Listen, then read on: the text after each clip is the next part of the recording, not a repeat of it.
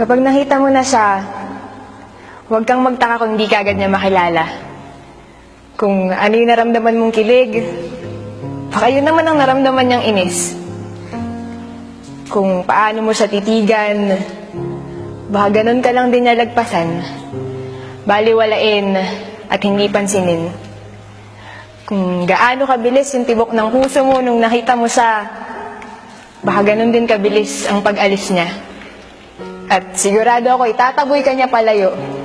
At kapag nangyari yun, huwag mo sanang isiping wala ng pag-asa. Siguro, sanay na lang din talaga siyang mag-isa. At sa hinaba-haba ng panahon ng pag-iisa niya, iniisip niyang hindi niya na kailangan ng iba. Ng isang katulad mo na maaring magdala sa kanya sa ibang mundo. Marahil ganyan ang turo sa kanya ng buhay at pag-ibig. Ang damhin ang lahat ng sakit. Ang tanggapin ang anumang ibato ng buhay. Ang palayain ang lahat ng emosyon hanggang sa wala na siya muling maramdaman pa. Kaya't kapag nakita mo na siya, hindi na siya naniniwala sa paghiling sa mga bulalakaw. Hindi na siya namamangha sa mahika ng buwan at mga bituin. O sa kung anumang pwersa ng universo na maaaring magtulak sa kanya patungo sa iyo, hindi na siya naniniwala sa anumang salita na nilikha ng pag-ibig. Hindi na siya naniniwala sa pag-ibig. Kapag nakita mo na siya, baka ang tanging papel na lamang ng puso niya yung panatilihin siyang buhay. Baka tumitibok na lamang ito pang padaluyin ang dugo sa katawan niya. Dahil kapag nakita mo na siya, hindi niya na alam ang pakiramdam ng magmahal at ng mahalin, ng arugain at yakapin.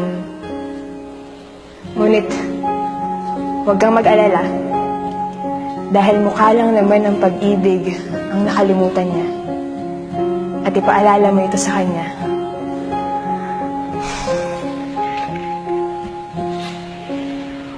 Huwag kang magsasawang ipaalala sa kanya kung gaano siya kaganda. Huwag kang titigil sabihin sa kanyang mahal mo siya kahit na sa bawat pagbanggit mo ng mga salitang mahal kita ay pait at sakit ang naaalala niya. Huwag kang titigil na sabihin ito sa kanya hanggang sa maalala niya na sa likod ng bawat pait ay may tamis.